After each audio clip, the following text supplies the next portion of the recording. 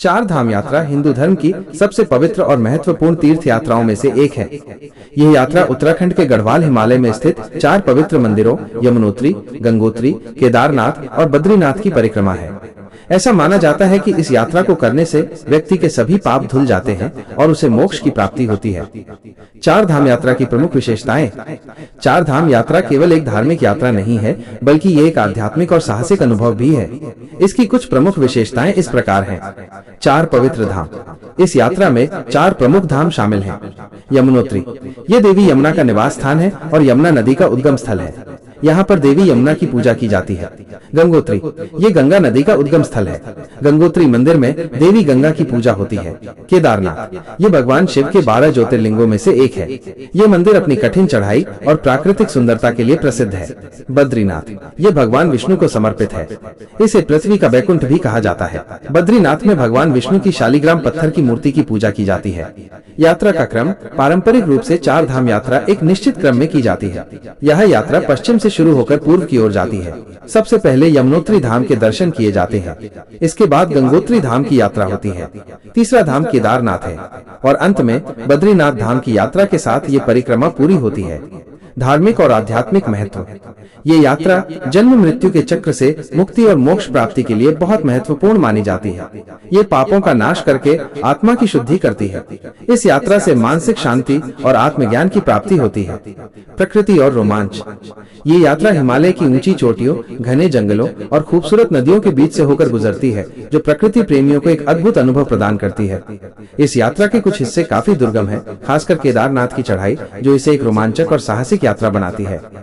यात्रा का समय। चार धाम के कपाट हर साल अप्रैल या मई के महीने में खुलते हैं और अक्टूबर या नवंबर तक खुले रहते हैं। सर्दियों में भारी बर्फबारी के कारण ये बंद हो जाते हैं। क्या आप इन चार धाम। यमुनोत्री धाम, जिसे चार धाम यात्रा का पहला पड़ाव माना जाता है, अपनी कई विशेषताओं के लिए प्रसिद्ध है। ये पवित्र धाम उत्तराखंड के उत्तरकाशी जिले में स्थित है और ये यमुना नदी का उद्गम स्थल भी है। यमुनोत्री धाम की प्रमुख विशेषताएं। यमुना नदी का उद्गम। यमुनोत्री धाम का सबसे महत्वपूर्ण पहलू यह है कि यह पवित्र यमुना नदी का स्रोत है। यमुना गंगा के बाद भारत की दूसरी सबसे पवित्र नदी मानी जाती है। भक्त इस नदी में स्नान करके अपने पापों से मुक्ति और मोक्ष की प्राप्ति की कामना करते हैं। देवी यमुना को समर्पित मंदिर। यमुनोत्री में मुख्य मंदिर देवी यमुना को समर्पित है। यहाँ एक काली संगमरमर की मूर्ति है, जिसे देवी यमुना का प्रतीक माना जाता है। इस मंदिर का निर्माण 19वीं शताब्दी में हुआ था और ये चारों ओर से हिमालय की ऊंची चोटियों और घने जंगलों से घिरा हुआ है। सूर्य कुंड और दिव्य शिला। मंदिर के पास ही कई गर्म पानी के कुंड हैं, जिनमें से सूर्य कुंड सबसे प्रसिद्ध है। यहाँ का पानी इतना गर्म होता है कि श्रद्धालु इसमें चावल और आलू की पोटली डालकर प्रसाद बनाते हैं।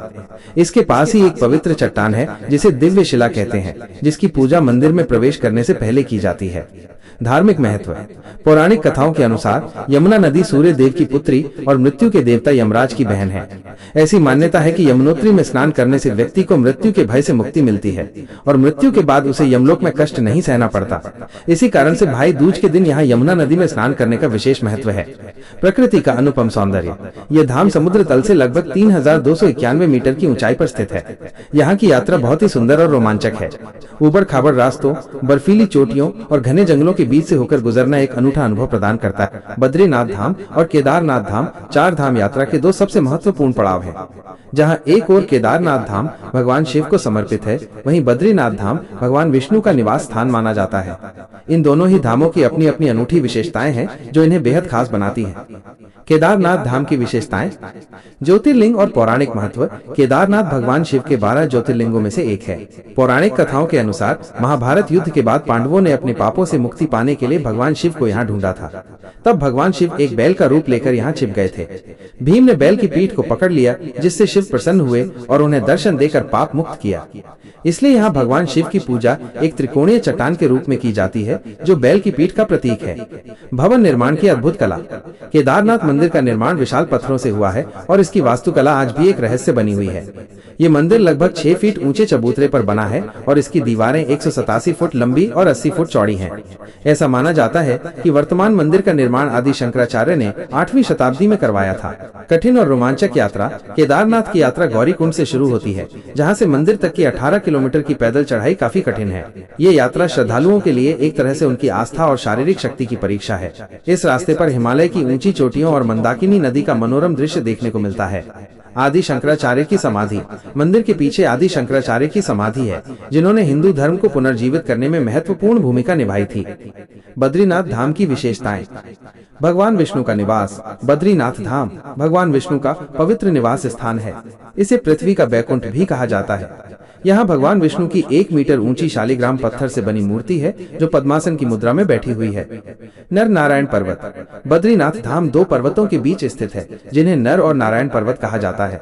पौराणिक कथा के अनुसार भगवान विष्णु के अंश नर और नारायण ने इस स्थान पर तपस्या की थी। इन्हीं के नाम पर इन पर्वतों का नाम रखा गया। तप्तकुंड और अलकनंदा नदी। मंदिर के पास ही तप्तकुंड है, जिसमें हमेशा गर्म पानी रहता है। श्रद्धालु यहाँ स्नान करके ही मंदिर में प्रवेश करते हैं। यह कुंड अलकनंदा नदी के किनारे स्थित है, जिसका ठंडा पानी भी यहाँ से बहता है। इस तरह गर्म और ठंडे जल का ये अद्भुत संगम यहाँ की एक और खास विशेषता है। पौराणिक कथा।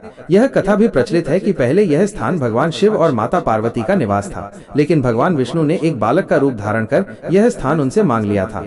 इसके अलावा एक और कथा के अनुसार देवी लक्ष्मी ने भगवान विष्णु को ठंड से बचाने के लिए बद्री बेर के पेड़ का रूप धारण किया था, इसीलिए इस स्थान का नाम बद्रीनाथ पड़ा।